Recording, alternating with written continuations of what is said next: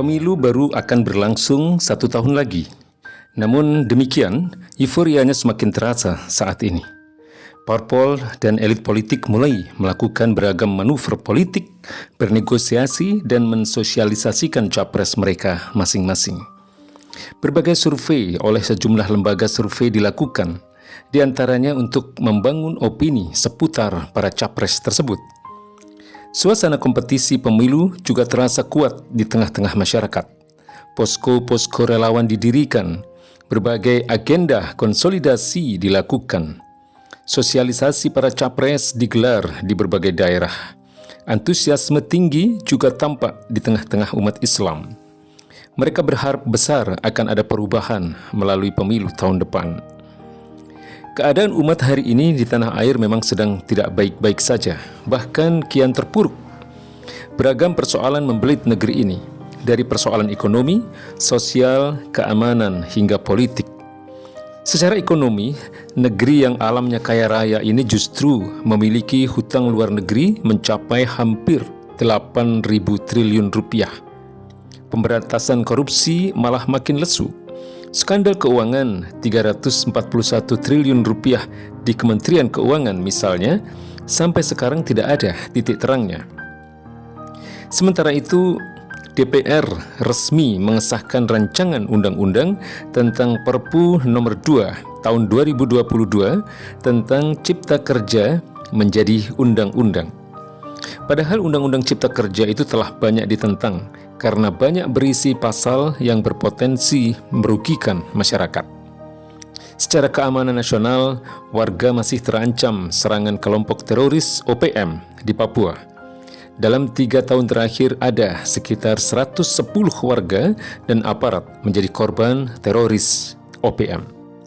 Merasakan berbagai krisis dan problem ini, umat masih menyimpulkan penyebab utamanya adalah kepemimpinan. Logika yang diingat, ikan itu busuk mulai dari kepalanya. Maknanya, jika pemimpin rusak, maka yang dipimpin juga akan ikutan rusak. Karena itulah, setiap kali pemilu digelar, semangat perubahan itu kembali muncul. Harapannya, pergantian pemimpin akan mengganti keadaan menjadi lebih baik. Allah Subhanahu wa Ta'ala telah berfirman, "Innallaha la yughayyiru ma biqaumin hatta yughayyiru ma bi anfusihim." Allah tidak akan mengubah keadaan suatu kaum hingga mereka mengubah keadaan diri mereka sendiri. Quran Surat Ar-Ra'd ayat 11. Perubahan keadaan suatu kaum tentu tidak hanya didasarkan pada perubahan atau pergantian kepemimpinan. Karena itu, sekedar pergantian pemimpin jelas tidak menjamin kondisi negeri ini berubah menjadi lebih baik. Saat ini, keadaan negeri ini bahkan makin memburuk walaupun telah berganti-ganti pemimpin. Bukankah ini bukti bahwa pergantian kepemimpinan tidak memberikan perubahan yang berarti, kecuali sedikit saja?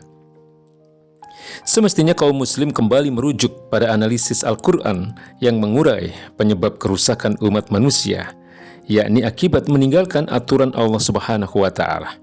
Firman Allah Subhanahu wa Ta'ala, "Zaharal fasadu fil bari wal bahri bima kasabat aydin nas liyudhiqahum ba'dalladzi 'amilu la'allahum yarji'un." Telah tampak kerusakan di darat dan di laut disebabkan oleh perbuatan tangan-tangan manusia, supaya Allah menimpakan kepada mereka sebagian dari akibat perbuatan mereka, agar mereka kembali ke jalan yang benar. Quran Surat Ar-Rum ayat 41. Maknanya, kata Syekh Ali As-Sobuni dalam tafsirnya, telah tampak beragam kerusakan dan malapetaka di daratan dan di lautan disebabkan oleh kemaksiatan dan dosa-dosa manusia. Kemaksiatan dan dosa itu terjadi ketika manusia meninggalkan ketaatan kepada Allah Subhanahu wa Ta'ala, melalaikan yang fardu dan mengerjakan kemaksiatan. Inilah yang dikatakan oleh Al-Quran sebagai penyebab kerusakan di daratan dan di lautan.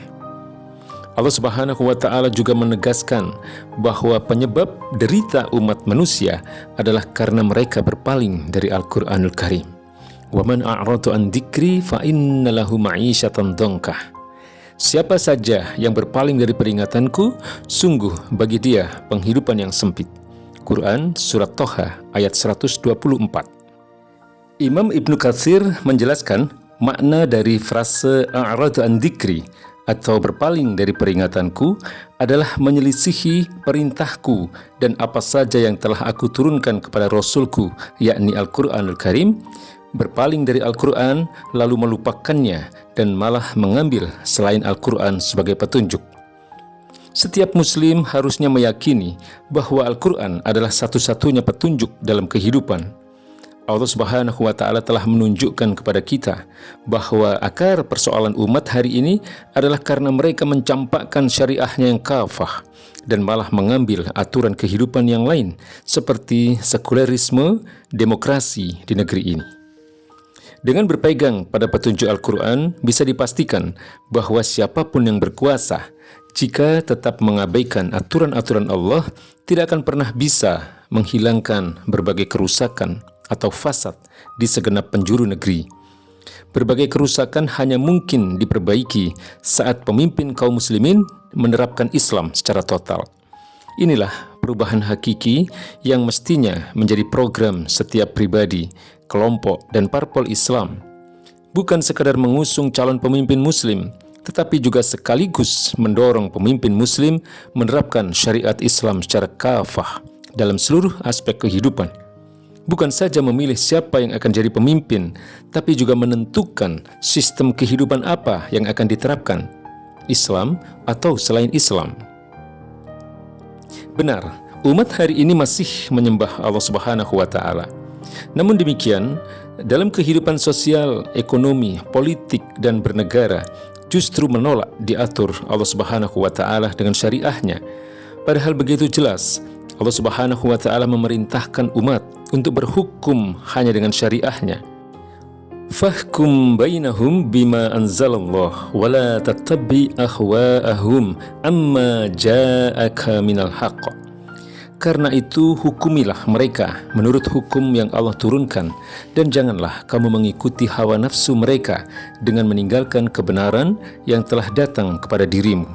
Quran Surat Al-Ma'idah ayat 48. Allah Subhanahu wa Ta'ala juga telah mengingatkan kita bahwa mengabaikan penerapan syariahnya berkonsekuensi fasik, zalim, bahkan kafir. Lihat Quran Surat Al-Ma'idah ayat 44, 45, dan 47. Jangankan menolak hukum-hukum Allah, menolak satu huruf saja dari Al-Quran dapat membatalkan keimanan. Ali bin Abi Thalib radhiyallahu anhu berkata, siapa saja yang mengingkari satu huruf dari Al-Quran, berarti dia telah mengingkari semuanya dengan sebab pengingkarannya itu. Kaum muslim juga masih menyatakan bahwa sumber hukum mereka adalah Al-Quran dan As-Sunnah. Namun faktanya, mereka membiarkan akal dan hawa nafsu menjadi sumber atau sandaran penyusunan undang-undang yang mengatur negeri ini. Lahirlah Undang-Undang Migas, Undang-Undang Minerba, Undang-Undang Parpol, Undang-Undang Cipta Kerja, KUHP, dan lain-lain yang justru membawa mafsadat bagi rakyat. Begitulah sekulerisme dan sistem demokrasi yang telah membuat kaum muslim memisahkan keyakinan dari amal, memisahkan ibadah mahdoh dari amal-amal soleh lainnya, menyembah Allah, tetapi menjadikan manusia sebagai penentu halal dan haram. Padahal syariah Islam telah mengatur soal lahan, pertambangan, baik migas maupun minerba, ketenaga kerjaan, dan lain-lain. Syariah Islam pun telah mengatur pidana, baik berupa hudud maupun jinayat dan takzir. Syariah Islam atau hukum-hukum Allah Subhanahu wa Ta'ala jelas merupakan hukum terbaik yang mampu menyelesaikan berbagai persoalan manusia. Afa hukmal jahiliyati yabghun wa man ahsanu minallahi hukman liqaumi yuqinun. Apakah hukum jahiliyah yang mereka kehendaki? Hukum siapakah yang lebih baik daripada hukum Allah bagi kaum yang yakin? Quran Surat Al-Ma'idah ayat 50. Lagi pula demokrasi telah memperdaya umat, menyatakan kedaulatan di tangan rakyat. Realitanya, hitam putihnya negeri ini ditentukan oleh segelintir wakil partai politik yang duduk di parlemen. Mereka kerap membuat undang-undang yang malah menyengsarakan rakyat yang telah memilih mereka. Para anggota dewan itu lebih tunduk kepada pimpinan parpol ketimbang kepada rakyat, juga lebih melayani pemilik modal asing, dan lokal. Mantan Menteri Perekonomian Rizal Ramli pernah mengatakan bahwa ada 25 undang-undang yang merupakan pesanan dan disponsori asing, seperti Undang-Undang Migas yang dibiayai oleh United States Agency for International Development. Sementara itu dalam Islam, kepala negara atau khalifah tinggal menjalankan aturan yang sudah ada, yaitu syariah Islam. Tidak ada hak sedikit pun penguasa ataupun wakil rakyat, apalagi oligarki asing-asing maupun lokal, untuk mengotak-atik hukum-hukum Allah. Dengan demikian, sistem Islam bebas dari intervensi siapapun karena selalu berpatokan pada dalil Al-Quran dan As-Sunnah. APBN dalam negara Islam atau khilafah pun telah jelas pos pendapatan dan pengeluarannya sesuai tuntunan syariah. Karena itu APBN syariah ini bebas dari permainan anggaran, intervensi para cukong dan mafia yang memakan uang rakyat. Penguasa tinggal menjalankan APBN itu sesuai syariah sehingga memberikan keberkahan dan manfaat bagi umat. Sebenarnya telah jelas akar persoalan negeri ini bagi kaum muslim, yakni karena mereka berpaling dari syariah Islam. Pertanyaannya, maukah kita memutus akar persoalan yang telah menyengsarakan rakyat negeri ini? Ataukah kita tetap akan terus berputar-putar dalam lingkaran setan persoalan dengan mencari solusi di luar Islam? Sekedar memilih pemimpin yang lagi-lagi enggan menerapkan syariah Islam. Janganlah umat ini seperti si pandir yang kehilangan uang di tempat gelap, lalu dia mencari uang yang hilang itu di tempat terang. Tentu umat ini tidak akan pernah menemukan jawaban atas persoalan mereka. Wallahu a'lam bishawab.